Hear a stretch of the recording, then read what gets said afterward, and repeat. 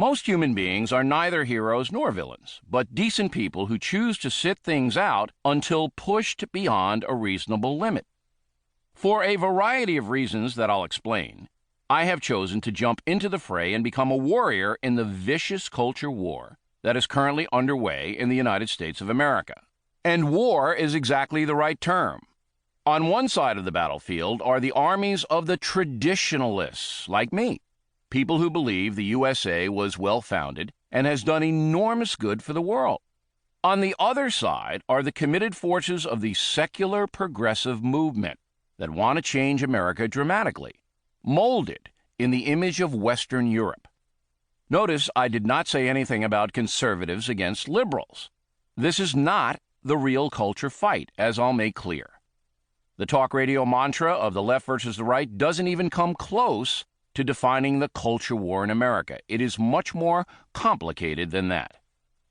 Rather surprisingly, at least to me, one result of my decision to fight in this war has been financial success. Another result has been a measure of fame. Chances are you know who I am and what I do, but you may not understand why I do what I do.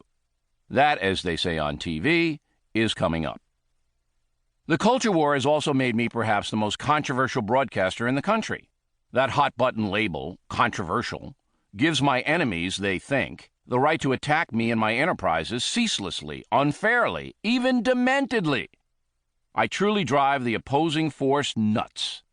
As you may know, I'm engaged in fighting them on a daily basis, and that warfare is the subject of this book. Maybe it helps that many of my Irish ancestors were warriors.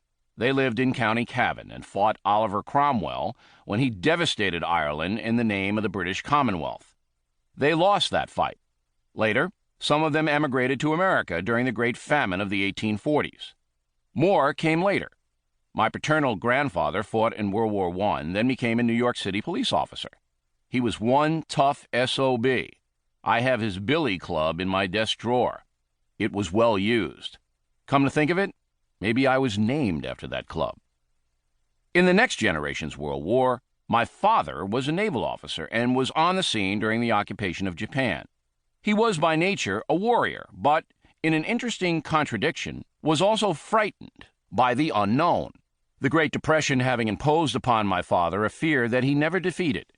Even so, his instincts were to combat injustice and scorn those who ran from necessary conflict. But his reluctance to challenge authority and take chances in his career and life would stifle his potential.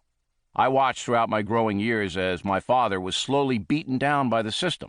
The problem was, Dad was very bright and creative, but his job converting foreign currency into dollars was pure drudgery. My father died young at age 62. Observing him, I vowed never to allow the system to beat me or to let any individual push me around as his direct superiors did him. So far, I'm ahead on that score.